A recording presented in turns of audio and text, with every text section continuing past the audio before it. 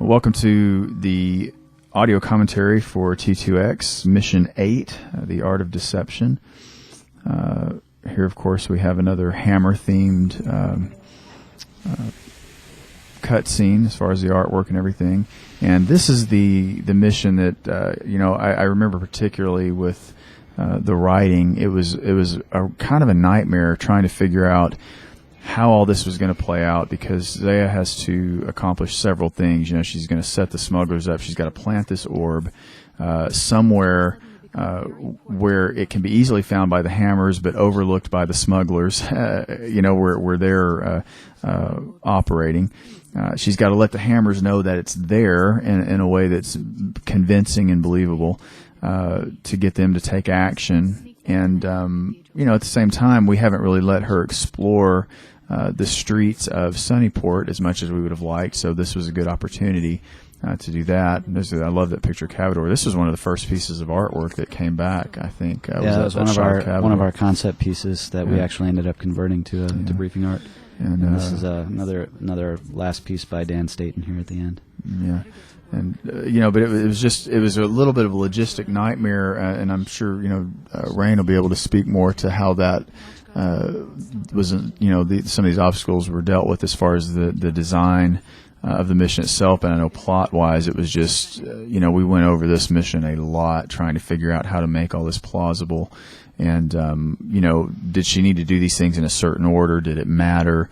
How much time did she have? Where was she going to put these things? What was the note to Cavador going to say that would convince him that he needed to go check out these caves and take action against the smugglers? There was just a lot going on, and I often thought of this as being what writers typically call the Rivendell scene, which is of course in the Tolkien book Lord of the Rings, where the council comes together and you're introducing all these new characters, and new plot lines are coming in, and it's basically setting up for the second half of the game, which we're not doing so much here, but there was just so much going on that and it all needed to get good screen time, and it needed to be clear, and the readables needed to be clear, and we tried to do as best as we could to get all that across. But Duncan was really the guy that who designed this mission that really made all that work in the game world, and fleshed a lot of that out. So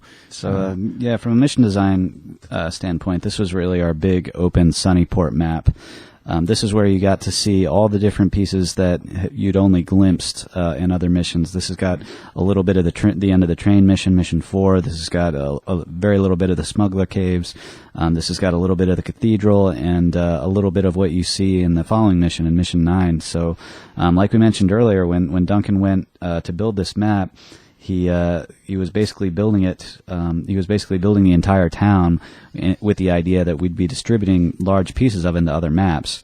And Andromeda, that's actually an extremely painful process. It's not really an editor that's meant to import and export large pieces of geometry and actors between maps. So even though you might have the impression that we were saving time by having the similar geometry in different maps, it's actually more painful because of the way the editor works and how clunky it is. And just maintaining internal consistency between all those maps and making sure the geometry looks the same in all the maps, that was a real challenge to get that done. Well, and one of the things that Duncan mentioned that was a real challenge was when you bring all that architecture across, the textures are all wrong, because it doesn't maintain the ID tags or something like that. And when we say Andromeda wasn't meant to do that, we really mean it. I mean, there's all kind of problems. Like everything just breaks. It assigns IDs to brushwork and actors and rooms and so forth, largely by number, and the numbers get screwed up when you import and export between different maps, so you end up with all kind of wonky side effects. Well, and he said that he actually spent a lot of time taking screenshots of how it looked originally, and then opening up this mission and manually texture by texture, surface by surface, trying to make it match the screenshot as much as possible. And man, that you talk about tedious, time consuming, a lot of problems work, with that. man. That's a committed man, that Duncan. Yeah. But we didn't touch on it, but you didn't go here in the game, but there's actually an Easter egg a little Easter egg that Duncan put on the roof of that building where Zaya was staying. So Yeah, that's all I'll say. You have to go. Because my playthrough's in hard, and he only opens it up on expert. But I actually Right. went right to the area. But yeah, that's a little secret there. Yeah. A couple little secrets in this map that are real nice. This is actually one of my favorite areas of the map right here. I think is the market section here with Very nice. the different vendor stands, and this is just really cool. You get to see the different Sunnyport AIs moving around. We had custom Sunnyport guards who are like City Watch guards. We had custom peasants to walk around Sunnyport. And this is where you first start to get a real feel for the town. And Duncan and I spent a lot of time talking about the differences that we wanted to have just architecturally and from a technical building standpoint between the Sunnyport and the city, because we both started working on these maps before we really had any textures or art resources for either one. And so just geometrically and spatially, they needed to feel different. And so what we wanted to do is for the city, we wanted to have everything feel very tall, very built up, very vertical. We wanted to have a lot of electric light, Touristy. a lot of deep shadow. Touristy, you know. Well, Sunnyport needed to be touristy. It needed to be a little bit smaller scale. The roads needed to be less linear. There needed to be less alleyways. We needed to rely a lot more on natural lighting, like torchlight on the exteriors. And we wanted to give it kind of a rustic feel. And even before we had all the textures and so forth in place, I think Duncan's geometry did a good job speaking to that. Definitely.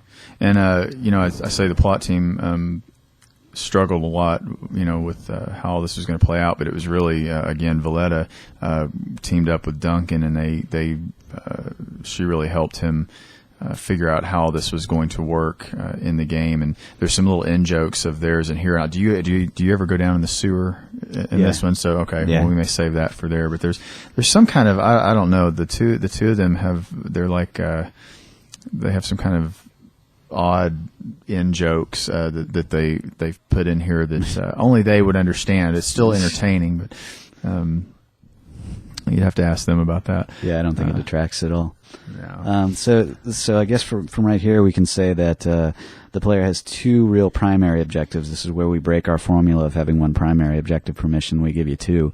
The first is to plant the piece of incriminating evidence inside the smuggler's candy shop. That's the orb. That's their front shop that you're first introduced to in Mission 4, Shadowing the Enemy, the train map. And then the other objective is to make it back into the Hammerite Cathedral and to plant a letter in there which will inform the Hammerites about this other incriminating evidence that you're going to plant. And it really doesn't matter what order you do them in. We considered briefly at one point in time forcing the player to go in a certain order, but we really wanted the map to be an open-ended map. Right. And when the map is open-ended, there's really no point in forcing the player to go from one place to another. Yeah.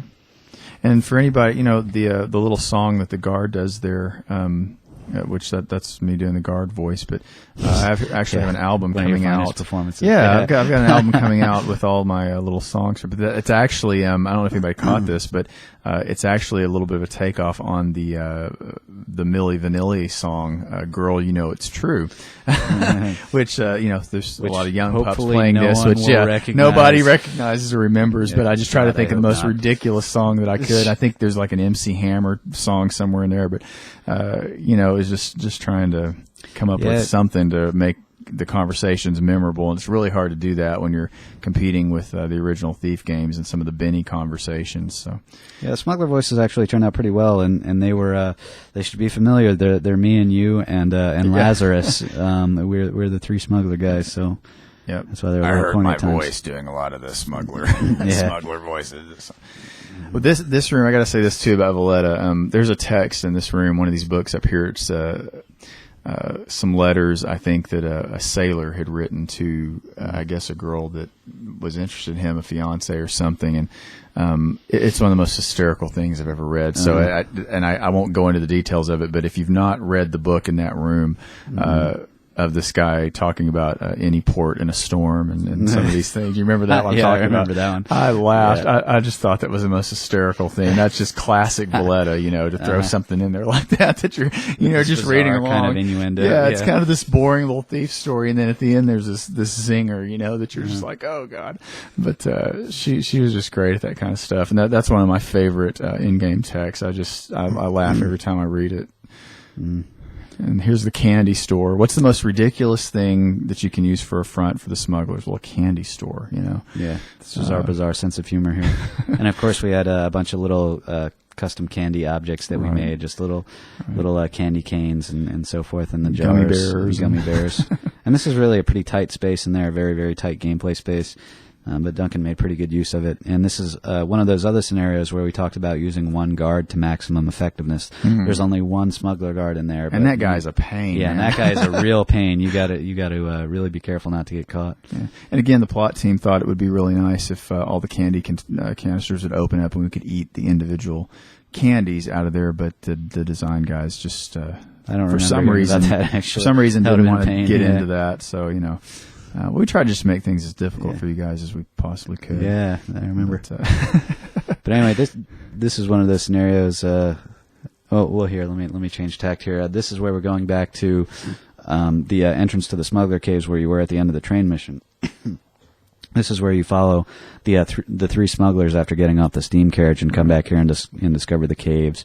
And so this is another instance where there's a little bit of a map that you've already seen back here, but it looks different now because all the snow's melted and now it's a different time of day and there's different AIs out here and different things to collect. So it's familiar but different. And actually this area here, we weren't sure if this idea would actually play through, but you can hear the sound of waves crashing in the background. And we didn't want to build like an actual shoreline, but we kind of wanted to communicate the idea that you're close to the coast. Right. And so it's mostly done with ambient sound effects here. Yeah. Now, did we discuss the confusion arrows yet? Not yet. We can discuss them pretty shortly here because I think I use them. When you use it, okay. Yeah, yeah, we'll wait coming till up then, here. so. Yeah, this is another mission where we introduced another power-up. We tried to keep it pretty consistent and have one new inventory item per mission, and sometimes it worked out, and sometimes we ended up with two or none. Yeah.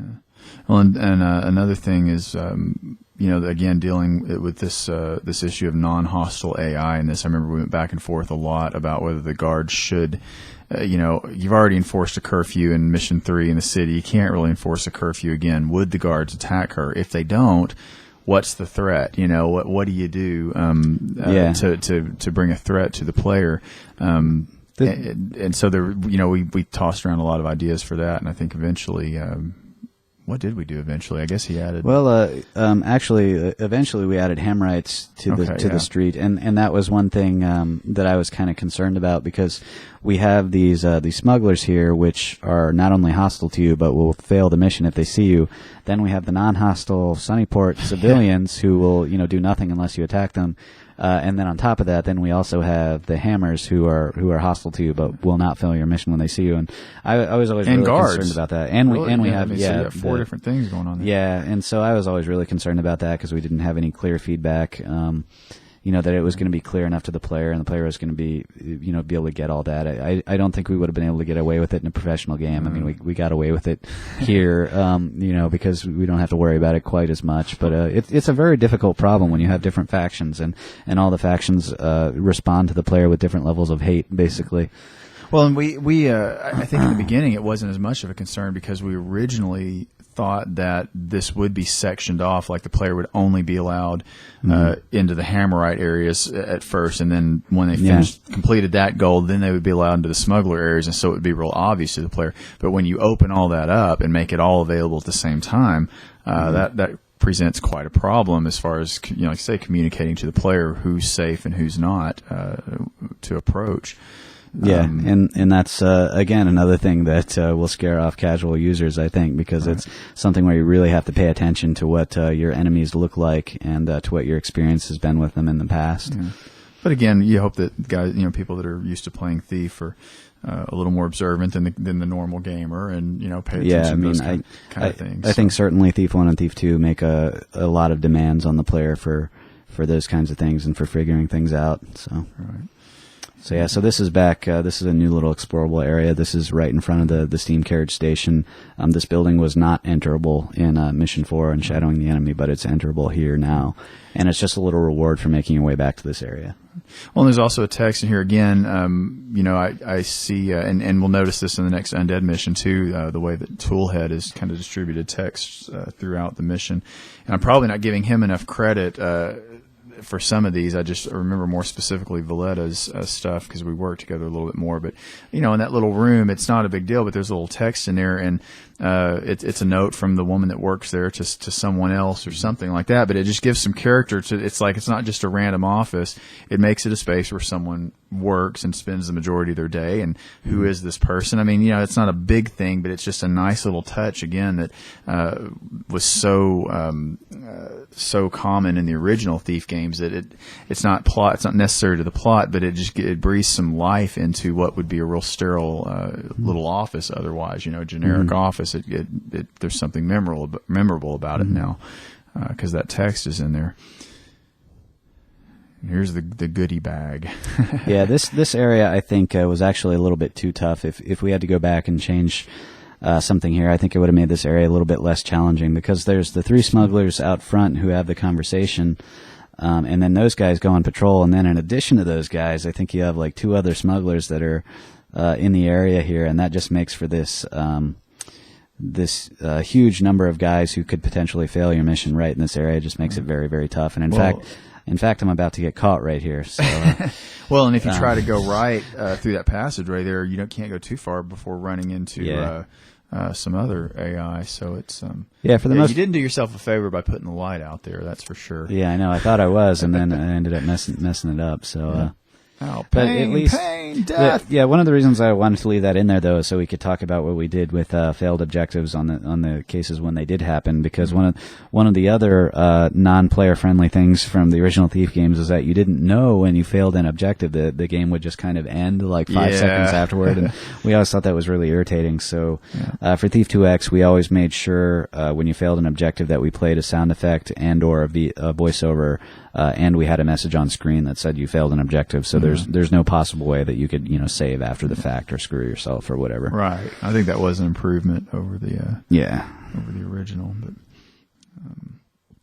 and I remember also in the beta version, this was actually one of my favorite maps in beta because one of my favorite things to do, like a lot of people, is to try to get out to break the game. To try to get outside of the map using rooftops or objects or whatever and try to climb out. And I remember you could do that in a bunch of places at the beginning of this, and I don't know if you still can. I don't remember. Yeah, actually, if those were fixed or not. But you're one of those jerk players that tries to get out of the map. Sorry, you hate guys like me. That's right. No, I mean we actually did have problems with this map because. It is a little bit less vertical than the city map. Most of the buildings are 2 stories, and there's a lot of crates around and so forth.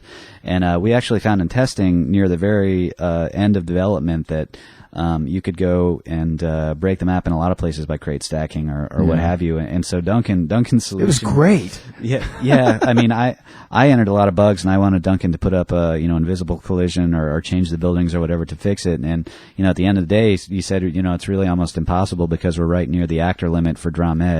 If you've never worked with the Dark Engine, which I assume most people haven't. There's a hard-coded actor limit, so you have a finite number of brushes and actors and objects in a room, or in a map, rather, and you absolutely cannot exceed that limit. It's around 7,000. And this map, because it had so many pieces of other different maps, was very, very close to that limit. In fact, most of the T2X missions were very close to that limit because of the density of detail that we put in. And so he said, basically, I can't do it. I can't solve every single scenario in this, so what I'm going to do is I'm going to reduce the number of crates, and I'm going to make the few crates that I do have unfrobbable, which is unusable, you can't pick them up. And that was not my favorite solution. I really hate instances where there are exceptions to a rule. Players have expectations to be able to use certain items in the world, and that kind of frustrated me that you couldn't frob crates in this map. But it was a solution to make sure that people couldn't break it. Right. So I mean, reducing the number of crates and making the 3 or 4 or whatever in this map not usable, it wasn't the end of the world. I guess it worked well enough. Mm-hmm. And he's from Australia, so what are you going to do? Yeah. But it's it's a nice variety of gameplay in this too. You get some inside, you get some outside. It's kind of the Sunnyport version of Mission 3 almost. Where you're roaming the streets and the rooftops and all that. Yeah, we did want to have the occasional big open city mission. where you did that. Just as a little fictional aside, those are two homeless guys out there.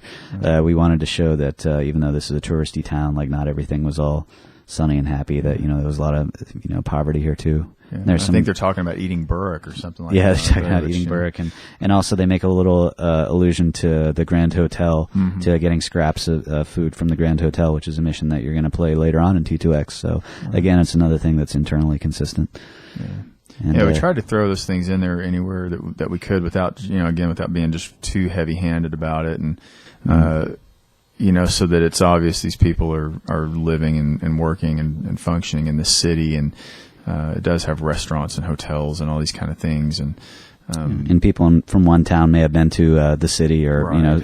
a location in a different area. Right. Yeah, and that was another thing too that I don't know that we paid enough attention to or how important it really was, but trying to keep Sunnyport kind of linked to the city, in the mythology that the city we of course always think of that as being the central hub of this world, and I don't know that we really.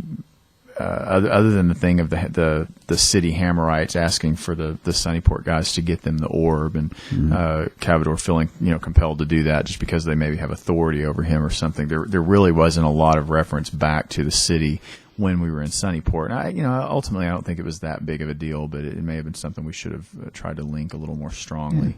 I still felt the influence. So much to deal with. Yeah, we talked a lot though about the nobles from the city coming to Sunnyport to vacation, and so you still get readables and so forth from them. Conversations like, here's an example right here.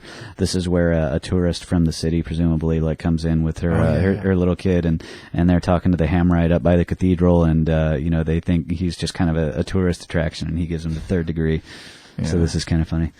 Yeah, and then she does in this where she says something about a grown-up religious freak in pajamas or something like that. Just a little bit of humor in there. Yeah, because everybody always makes jokes about them, especially the Mechanists, but the Hammerites too. It looks like they're wearing fancy pajamas, So that was kind of a little jab at that, or reference. Yeah, just being self-aware that the costumes are a little bit over the top, but what are you gonna do?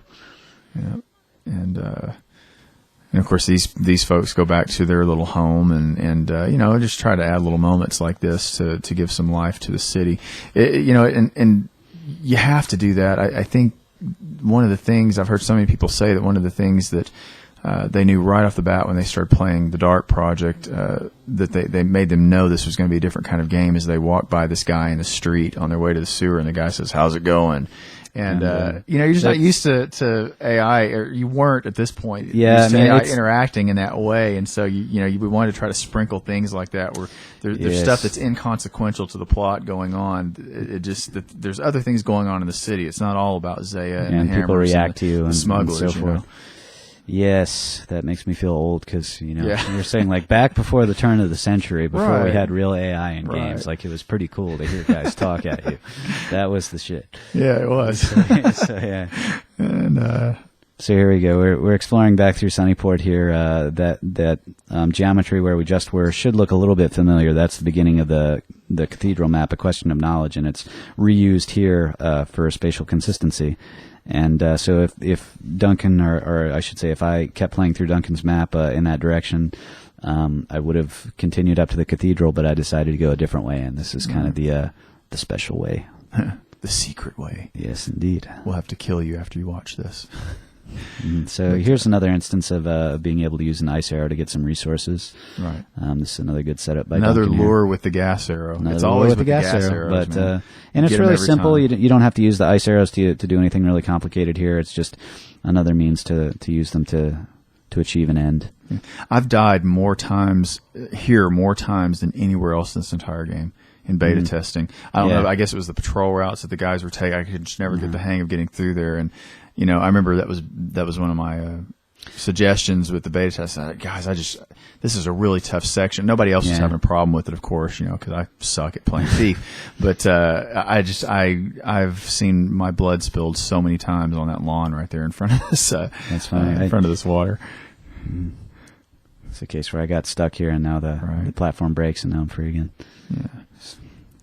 Little clunky collision. The physics stuff in Thief is is especially really a with can water. of worms. I mean, back in the day when Thief 1 was developed, the physics engine was actually really good because nobody had developed a game where you can have like a bunch of objects colliding and you can pick up stuff and throw it and so forth. And then Thief 2, it didn't really need to be updated, but the problem was right after Thief 2 was released was when we started seeing Karma and Havoc and Ragdoll and some really interesting physics stuff. And then so by the time, we started to really get into T2X and get it ready for release, that, our physics was like so outdated and abysmally, I don't know, just esoteric at that point, I guess you could say.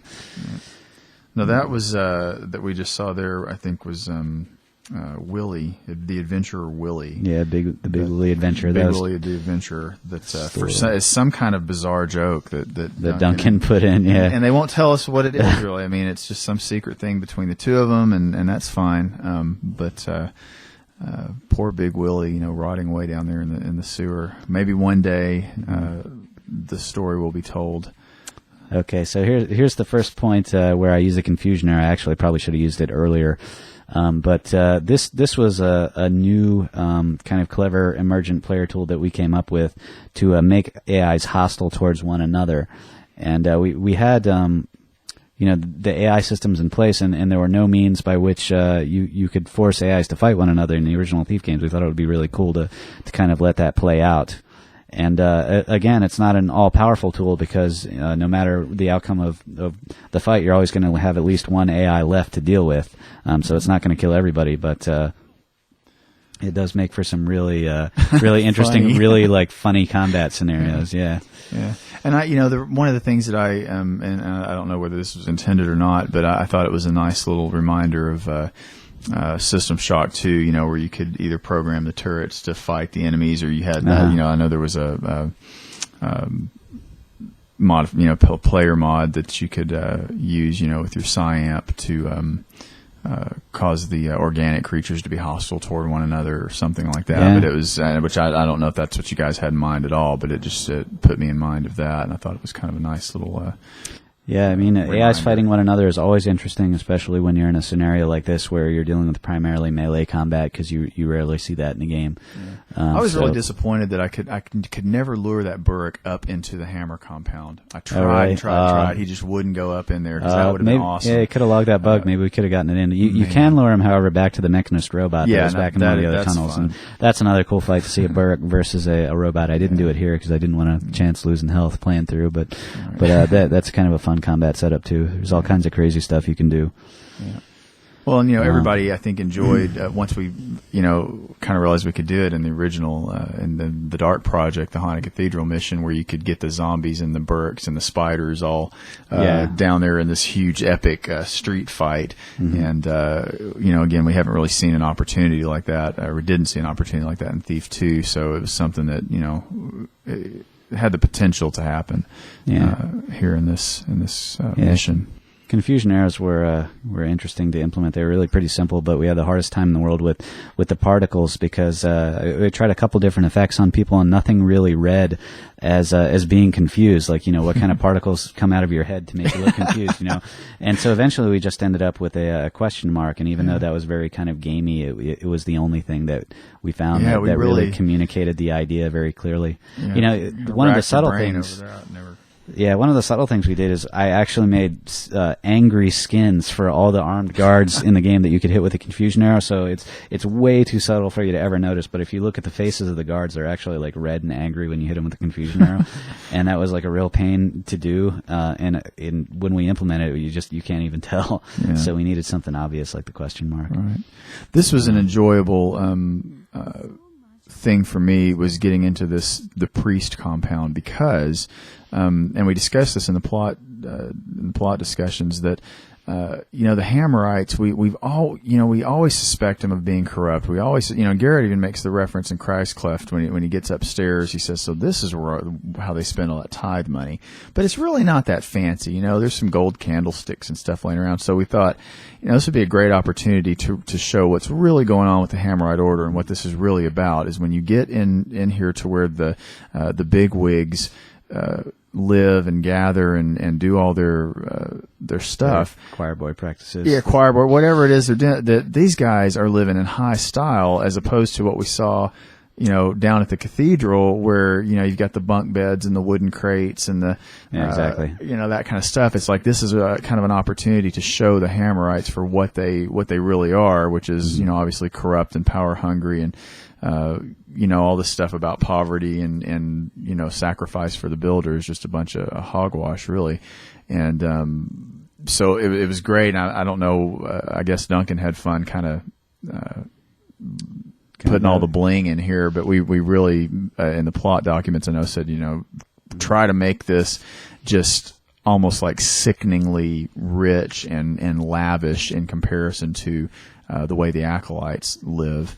Yeah, and this most of the geometry here was originally built by Robin G. This is when Duncan needed to take a break for university studies for a couple of months, and Robin G. built most of the geometry in here, and that was nice because he did a lot of geometry, well basically almost all the geometry for the cathedral, and so you can see that it's a similar kind of style. It feels like it belongs to the same place, but at the same time, he did different things with the look, and I think the texturing in here was, I think, a little bit of everybody. I think a little bit of Robin, a little bit of Duncan, a little bit of me. Mm-hmm. Well, actually, no, I didn't work on this. That's right. It was exclusively Robin and Duncan that did this particular area. Now I remember though, before Duncan got hold of it, and I don't know if it's because we were working with old texture packs or what, but the texturing just looked really old and dank and everything. So again, when we got these new textures and, I remember going back in to retest it. I was like, man, this looks fabulous now. I mean, this is what we envisioned just as being a really wealthy area here. Just that actually I think was my main contribution to Mission 8 was retexturing it and putting in a little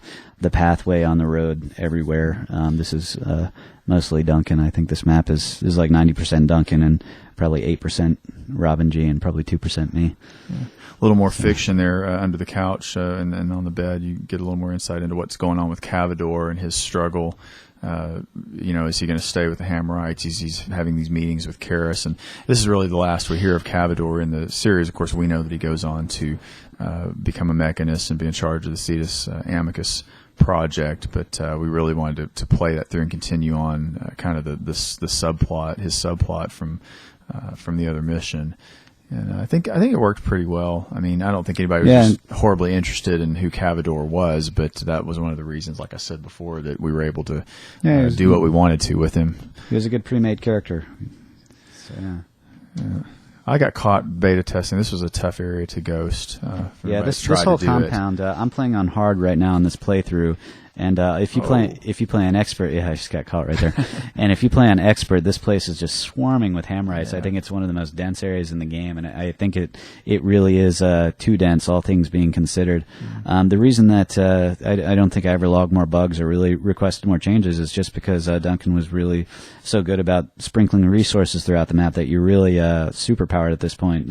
It's a big map, and it's there's a lot of player tools and weapons everywhere, so by the time you get here, you should really have a lot of arrows. You should have a lot of ice arrows, a lot of confusion arrows, a lot of fire arrows. You should just be able to deal battle with it. If you're up for it. So if you do get caught, then all is not lost. Yeah. Is this the guy with the spice addiction here? Yeah. I thought that was kind of nice. Yeah. Because again, you're seeing the Hammerites. Or, it's not all that they, and we knew it. They're not all that they appear to be on the outside. But it was just kind of nice to have some confirmation of that with the wealth and the drug addiction and the backstabbing with Onum and Cavador and all that. We really felt like we're fairly confident that they weren't going to play a major role in Thief 3, and so it was okay to kind of show some of that here. Yeah.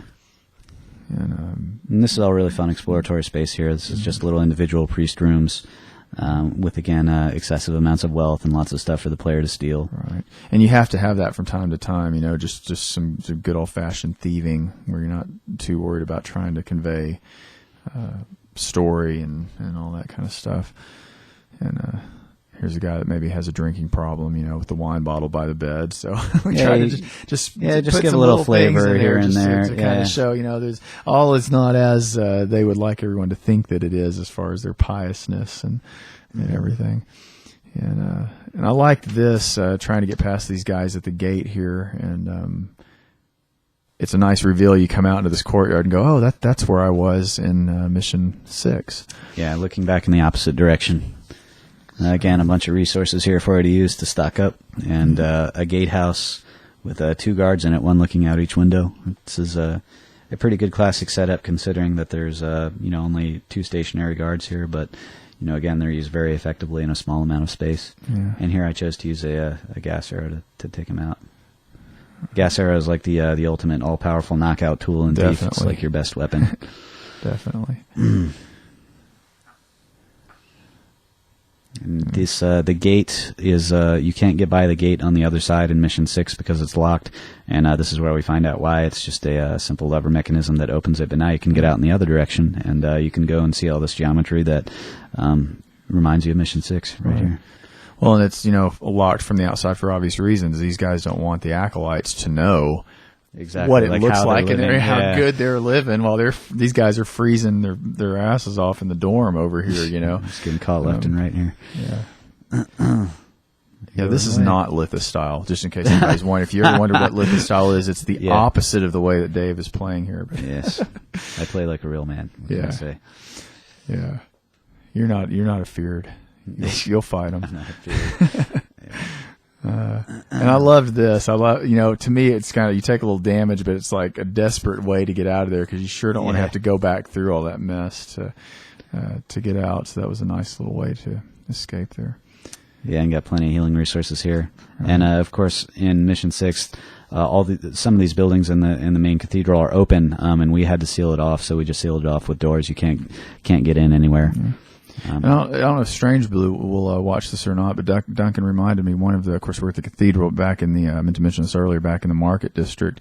There's a Strange Blue Dairy Goods that you can find. We wanted to make sure we got her name in there somewhere. I think in Valletta's Green Grocer, too, in there. So there's a couple of people's names. Like yeah. Which, some people complain about that and they think that's cheesy or whatever, but we just had fun with it, and, it's a community project, and, we just, and plus we have self-referencing, we just thought we were just that great that we could. Yeah. Well, the problem is too, we have literally like hundreds of signs like throughout the game. If not more. And you start getting real dry ideas. Yeah. Here's another great case of using a confusion arrow. I didn't use this early in my playthrough. Maybe I should have. But the Sunnyport guards are originally non-hostile to you, so you can walk right by them. But you have these confusion arrows, which makes them these death machines where they can chop down the Hamrites. So they essentially become this kind of a human resource that you can use throughout the map. So whenever you see one, you can choose to make them hostile and make them attack the Hamrites nearby. Right. And it's kind of an interesting way to look at AI as a resource in the game that you can use to your own advantage. Yeah, we try to, kind of be creative with stuff like that. Obviously Looking Glass never intended that, really, and it wasn't part of, their story. It didn't lend itself to the story they were trying to tell, but, I thought you guys did a great job with developing some things like, just finding ways to take what was already there and approach it from a different perspective. So how could we use this differently than how it was intended? Or after building a couple of fan missions, I think we were intimately familiar with all the different kinds of systems, all the scripting systems and the AI systems, and we tried to think about ways that we could make them interact so that we could create player tools that took advantage of them. And I'm really glad people seem to pick up on that. Like Gingerbread Man and his review, his official review, the first review that we got up on the Thief fan community boards, mentioned that there was a lot of emergent possibilities with the new player tools, and I'm glad somebody took note because that kind of gameplay is really difficult to come up with, and it's pretty fun. You can kind of create your own fun here. Well, and I think the tendency for a lot of people, I know for me, just playing through even in beta testing, I had a tendency to fall back on the stuff that I already knew, rather than experimenting with the new stuff. But that's again, it helps with the replayability. Even just watching you play here, the way you're using some of these EMP grenades and stuff, I'm thinking I need to go back through and play this again, and use some stuff a little differently. You kind of fall into a rut in the way that you play, and providing the new weapons maybe encourages you to be a little more creative. Yeah, and as you become more comfortable with them over time, then you might use them in different scenarios that you didn't think of before. Right. You can find different ways to use even the original Thief tools a lot. Yeah, and right in the apartment off to the right over here, if I'm not mistaken, is Big Willie, Adventure Willie's apartment somewhere over here. It's up the stairs. I think I actually do go up here right now. Okay, and another piece to the puzzle, but we really just we don't really get the full story here. So, yeah, again, the 25th year anniversary edition. Maybe there'll be a Big Willie mission, Big Willie special edition. special edition that will detail his life story and Big Willie the Adventurer. I think Duncan just likes saying Big Willie. I think he does too. I suspected that, but I didn't want to be the first one to say it or to imply anything. You know. So anyway, we're nearing the end of the map here. We pretty much explored everywhere. This is a huge, gigantic map. The last objective is to find your way back to the room at the inn, and we indicated that clearly on your player map. I was always kind of curious if that was the best place to go, because it's a little bit difficult to get to. But again, I think there's some clever gameplay in jumping up here and getting across. It was real. I meant to say at the beginning, when you come out of that window, it's kind of a nice reveal too of what the mission's going to look like. So yes, this is a fun map.